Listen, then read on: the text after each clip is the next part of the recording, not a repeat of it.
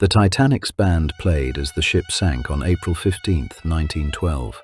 You know that story, or you think you do. A ship strikes an iceberg in the North Atlantic.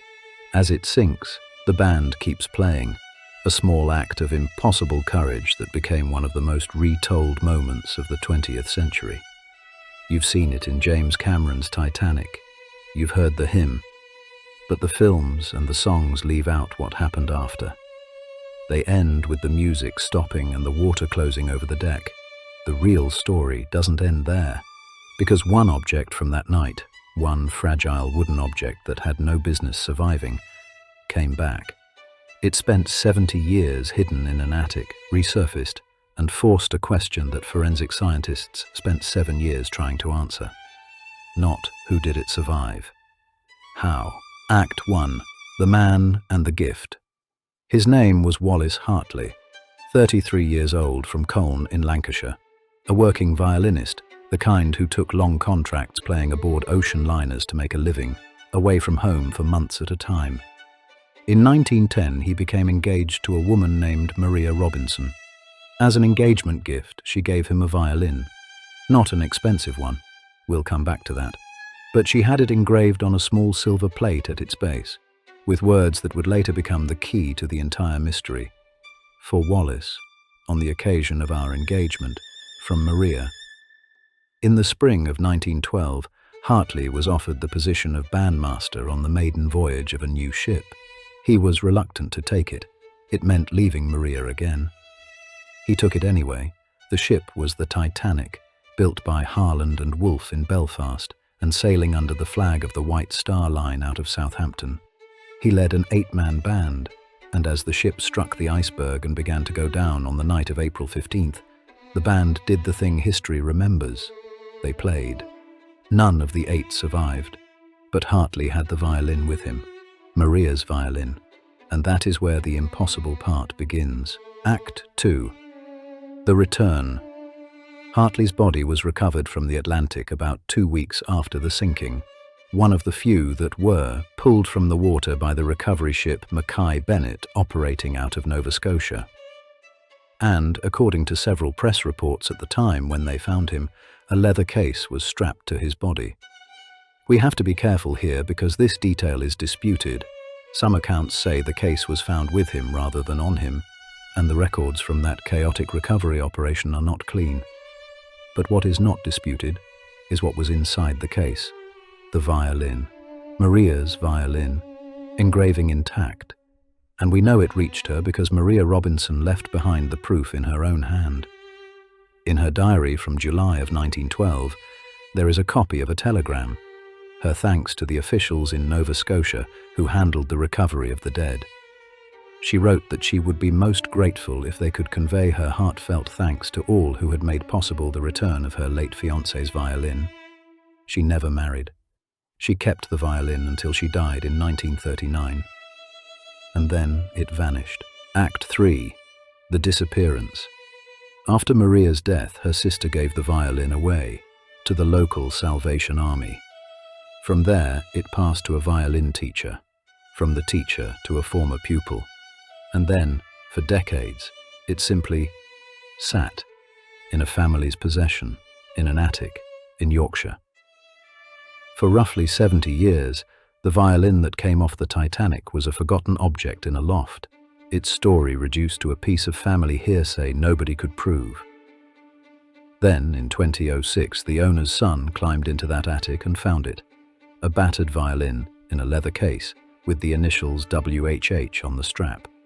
He took it to Titanic memorabilia specialists Henry Aldridge and Son, based in Wiltshire, with a long track record of authenticating objects from the disaster, and he asked them the obvious question, is this real? The auction house's first reaction was the same one you're probably having. It couldn't be, and here's why. Act 4. The Evidence. A violin is made of thin wood and animal glue. The North Atlantic that night was below freezing. Conventional wisdom said an instrument like this, immersed in seawater, would warp, swell, and fall apart. The skeptics, including some of the most respected Titanic historians alive, said it plainly. A violin could not survive that. The story had to be a myth. So the auction house spent 7 years trying to prove themselves wrong. And the evidence they assembled is the heart of this story, the engraving. Silver experts from the Gemological Association of Great Britain examined the engraved plate and certified that the lettering was contemporary with 1910, the year of the engagement, not a later forgery. The right age, the corrosion. Forensic analysis of the case's metal fittings found corrosion deposits consistent with immersion in seawater, and crucially, consistent with the corrosion found on metal objects recovered from other Titanic victims. The same ocean left the same signature, the case itself. The leather valise had straps measuring 90 inches, long enough to be worn across a body, and inside, a compartment sized to hold the violin, offering it some protection from the water. The CT scan. They put the violin through a hospital's CT scanner and looked inside it in 3 dimensions. 2 hairline cracks ran down from the F-holes, consistent with trauma, and the glue holding it together was a type that would not have dissolved in freezing cold water. Cold, paradoxically, may be exactly why it survived.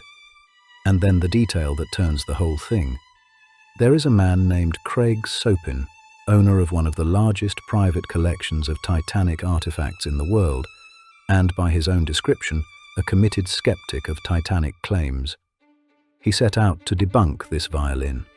After an exhaustive personal investigation, he said, to call himself skeptical at first would be an understatement, but he became convinced, beyond a doubt, that this violin belonged to Wallace Hartley and was with him on the Titanic.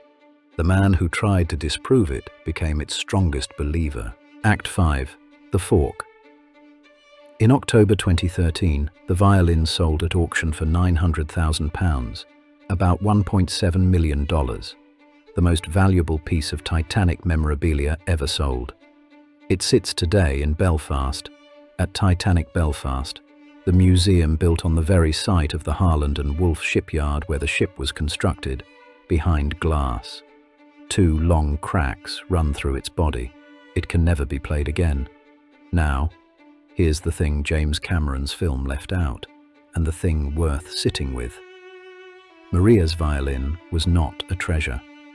For years, sellers and storytellers have called it a Stradivarius, because that makes a better legend. It wasn't.